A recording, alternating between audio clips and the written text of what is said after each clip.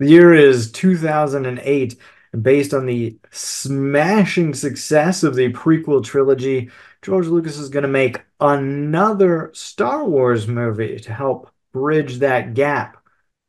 And we're here to pitch it. Cue the intro.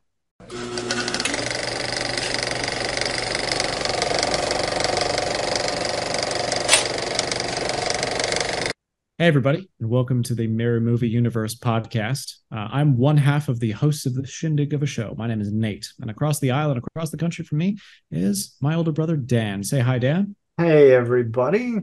I love doing these pitch it episodes. Like the fixes are fun because we get to Yeah, talk about them, but man, I love doing these pitches. This is genuinely a treat.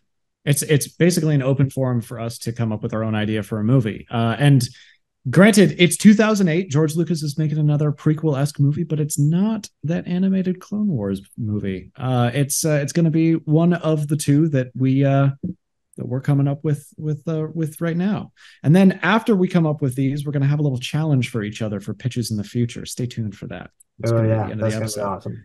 So, Dan, I hear you have a movie for me. I do. And I know, Nate, that you are a Star Wars aficionado. You have seen the Clone Wars, you have read the books. So I'm going to ask you for some help with this because I'm not as up to date on the canon as you are. Oh So God, here we I'm gonna, go. I'm gonna lose street cred on the internet for this. Go Yeah, ahead. you very well might. Oh yeah. Any that I have is already gone just by saying that. Um, so here we go. My movie is Star Wars Order 66. Ah, okay. One of my biggest complaints about Revenge of the Sith is that the wiping out of the Jedi Order takes about 90 seconds, and they absolutely get destroyed by these glorified stormtroopers. Yes. And I want to take that and expand it. So Okay. we It open. has further been expanded, so we'll see how much agrees with canon or not. Okay. All right. So we open with that famous line, execute Order 66. Mhm. And we get to see at least like 20 minutes of the Jedi fighting these clones, having the clones turn on them. Not like in the movie when it's just like, what? And they all get shot in the back, but they're fighting back. Mhm. And a lot of them die. But I want to see like, okay, in episode 3, you've got that fighter chase with Plo Plo Koon, yeah, Yeah, it's Plo Koon. and he gets shot down, and it takes all of about 10 seconds. I want that to Mhm. go on for like 2 minutes. I want him blasting clones out of the sky. I want Yep. him like trying almost getting away and then shot down. Yeah. So pretty much taking that and expanding it and showing that the Jedi are fighting back. They're fighting back. Some of them get away. Mhm. Pick 2 or 3 Jedi that you want, and they get away. Okay. I'd want Kit Fisto and Ayla Secura, because that would be a fun dynamic to follow. And then I'd want,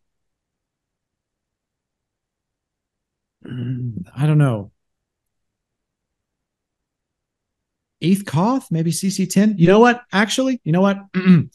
I would pick Kanan Jarrus, who's a Jedi who shows up in a cartoon later. He's a very well developed character, but neither here Great. nor there. Continue. Great. So those 2 or 3 get away, and they set a meeting point, and they're obviously Obi-Wan and Yoda get away too, and they all agree to meet up in a couple months' time when things have Mhm. died down. Meanwhile, we cut to Coruscant, and we see the beginnings of a plot, not necessarily the full-blown rebellion, but a plot to assassinate the Emperor, Mm. led by Mon Mothma, a very young Mon Mothma. Mhm. I know that you love Jimmy Smits as Bail Organa, so he can be Mhm. there too. I'm fine with that. And Jar Jar Binks, who feels immense guilt at giving the Chancellor emergency powers. And he's Don't like, tell me you're no. All right. All right. No, I'll hold my comments. Continue. he's like, Misa make mistakes. Anyway, he feels really bad. I feel really bad. Keep going. So anyway, they're plotting and scheming, and so you get some political intrigue with that. The Jedi all meet up, and Yoda and Obi-Wan are just like, we can't. do this. We're not strong enough. We have to wait. Yoda tells them like there's a whole prophecy with the chosen one, yada yada yada. We Mhm. cannot take on the Emperor. And the other ones are like, no, we have to try. Right. So they decide to go and meet up. They hear rumblings through some chef on in a 50s diner who knows everyone, apparently. And so Dexter Jetster. there Yep. you go. I know who he is. I know who he is. So so they decided to go through him.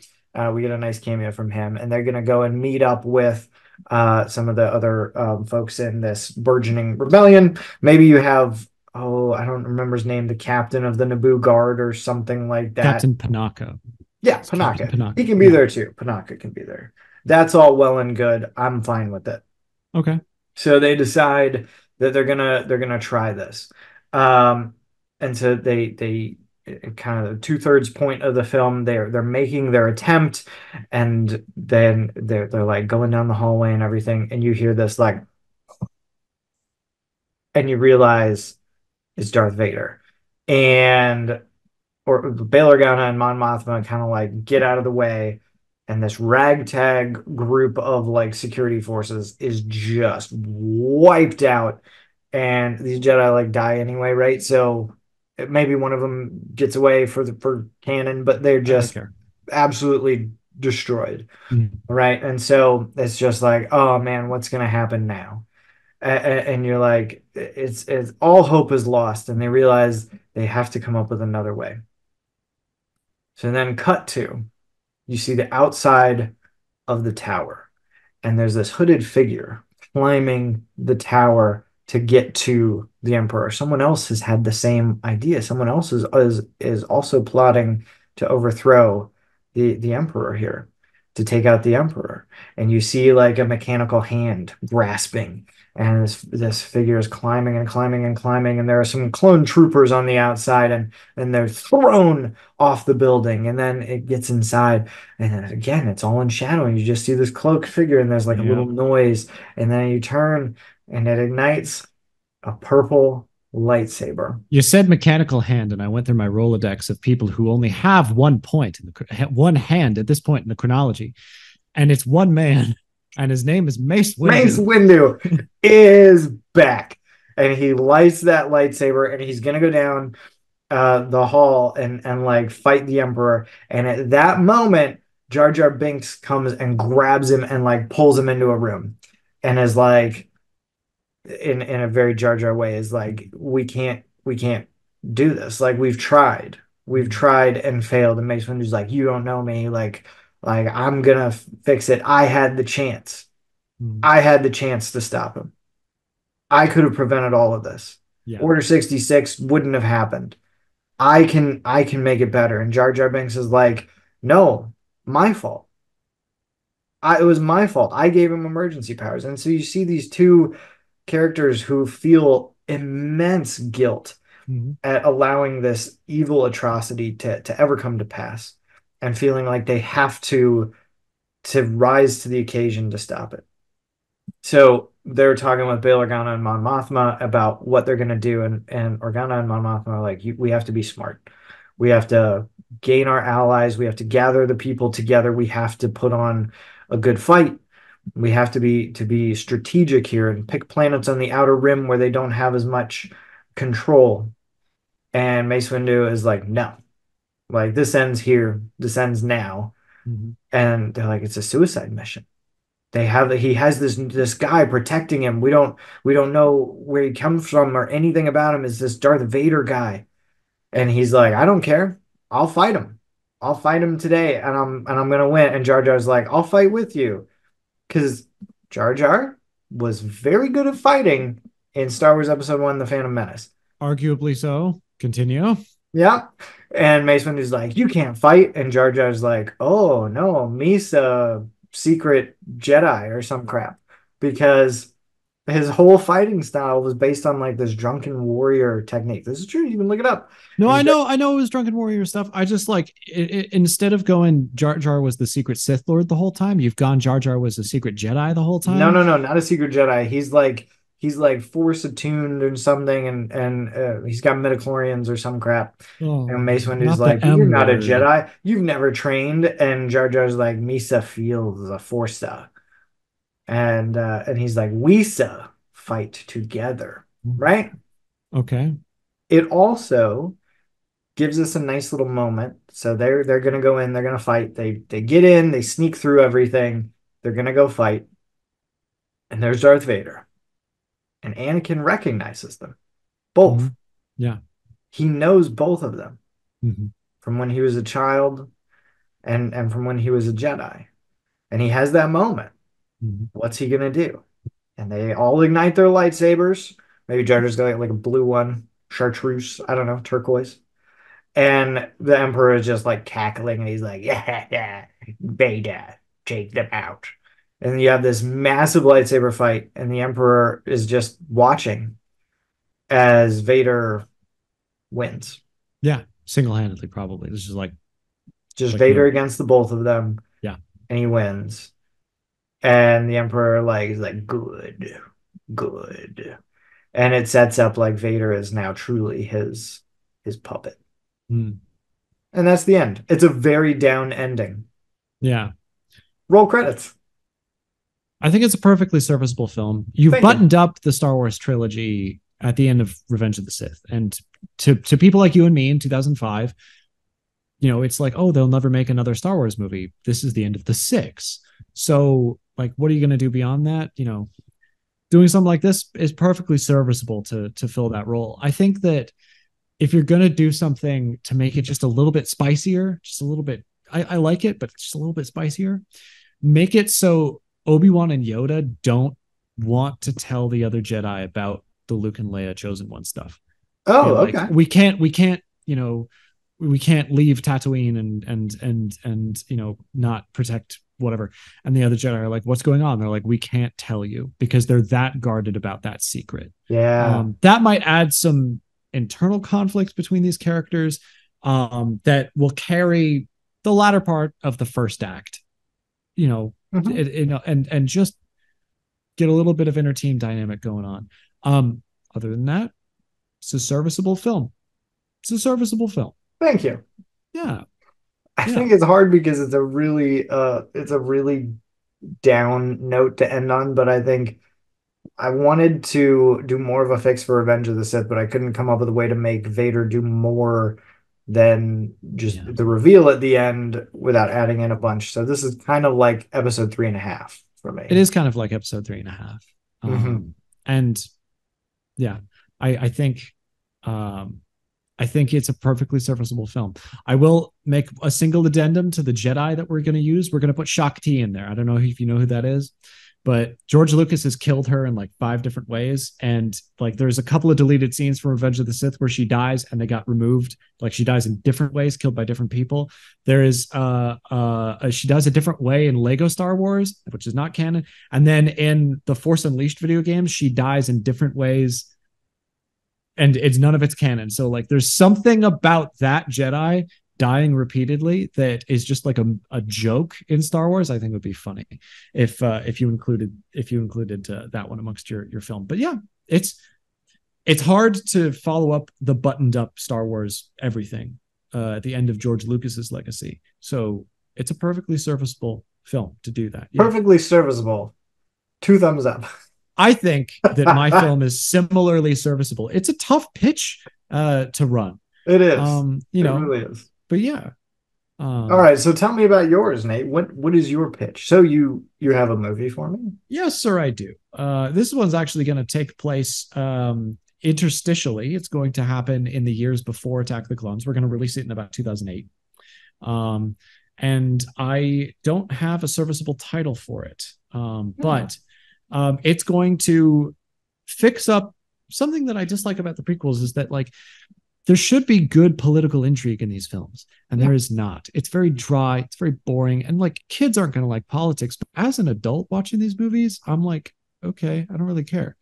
Um, I think it would be cool to dive deep into this concept that there's this conspiracy going on, and I think it would be cool to follow a couple of characters who start to figure out that Palpatine is pulling some strings, before the thing actually happens. So we're going to start with it's mostly all going to take place on Coruscant. We can reuse a lot of sets from the bowels of Coruscant in episode 2. We can reuse a lot of art assets and everything. That just works because Coruscant is the only planet other than Tatooine to be featured in all 3 prequels. There you go. Yeah. So there's a Coruscant district attorney. All right. And I'm gonna have him be played by Hugh Jackman, who is by this point is famous for being Wolverine, but he's got some dramatic roles under his belt at this point. In 2006, he was in the movie called The Fountain, which is one of the legitimately most dramatic and beautiful things I've ever seen in my life. And there's going to be and he is going to he's just been elected to office and he's going around some menial task. His name is Jan Dodonna. Which if you are a Star Wars fan, you know that he later becomes a general in the rebellion. He's sent on some menial task to the courts to take a look at some minor case or whatever. This is maybe a year or 2 before Attack of the Clones take place. So the Clone Wars hasn't started. Palpatine is Chancellor, but yeah. Basically, it's just a show of face. He believes in the system. He's like, well, I'm here. It's very Mr. Smith Goes to Washington. He's like, I'm going to learn about justice and all this kind of stuff.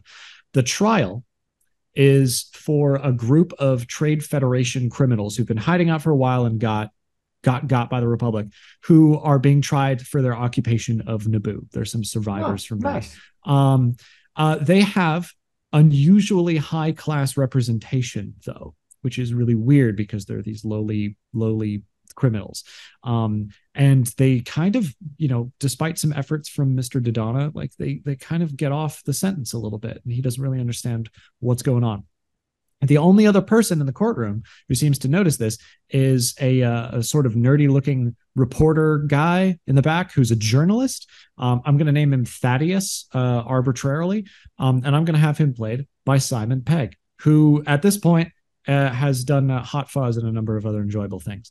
I think he can play a little bit of a quirky thing, which will kind of play off of the straight-laced Jan Dodonna, Hugh Jackman character. So they meet, and they're like, "Hey, something's going on here."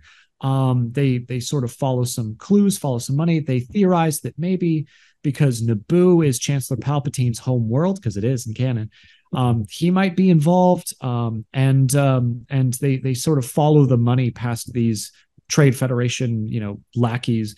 They're tracing credit transfers and all of this kind of stuff. They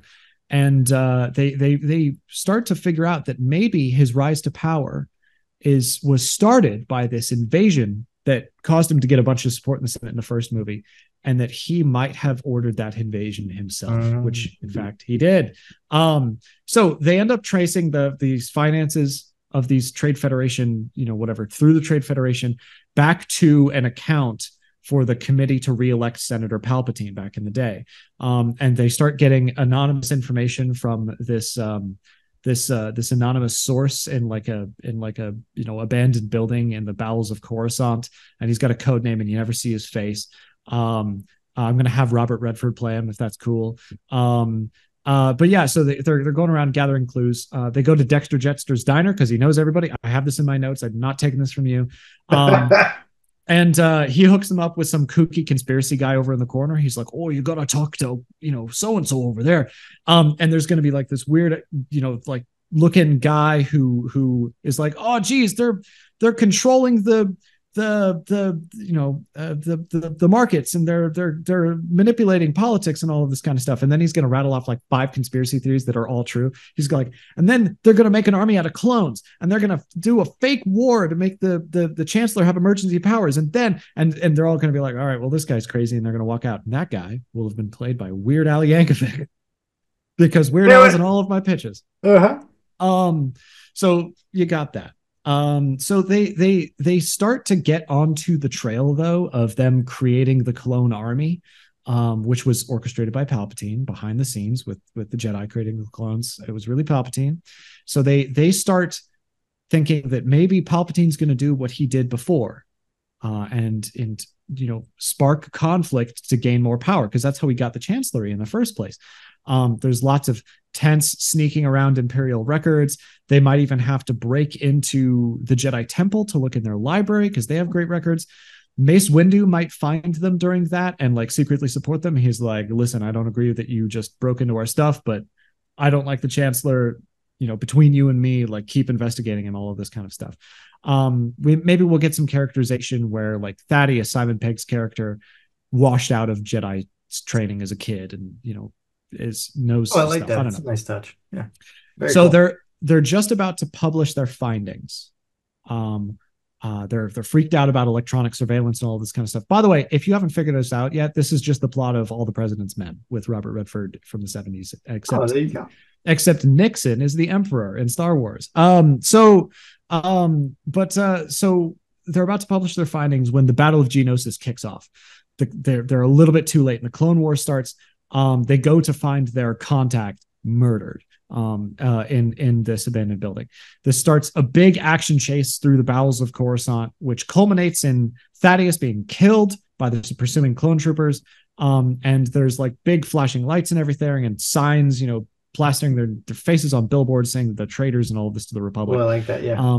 And at the end of the end of the film takes place at the end of Attack of the Clones, where the clone army is gearing up to start a war, and Palpatine is given this big speech about democracy and how the people have to rise up to protect it, which is used ironically in a voiceover that I'm going to put in, where he means in the upcoming Clone War, he's like, you have to rise up and fight for the Republic.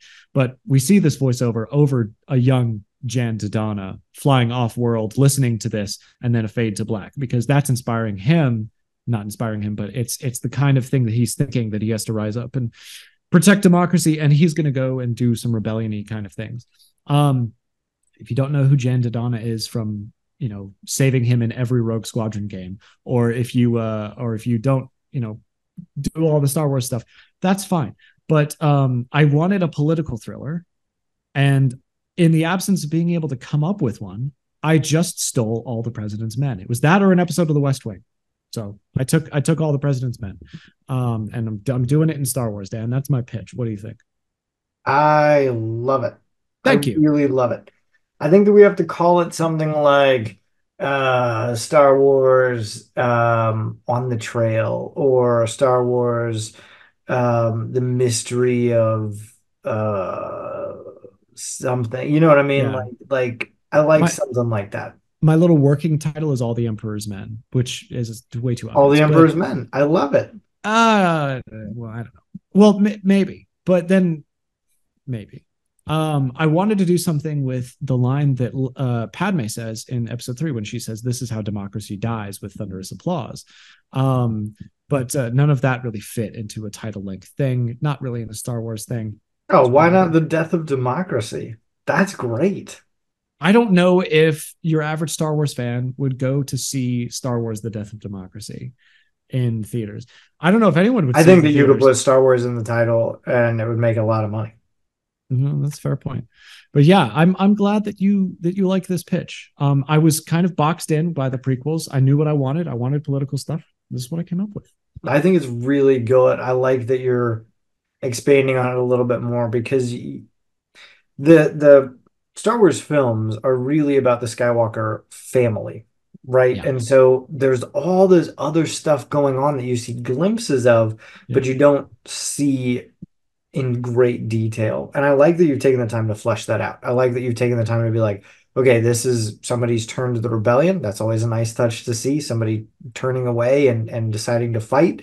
Love it. And I Mm-hmm. love that you're exploring more what is happening with the Emperor's rise to power, Yeah. because we only see that as it pertains to Anakin. Yeah. And so there are kind of some gaps left out. And I really like that you're taking the time to delve more into that.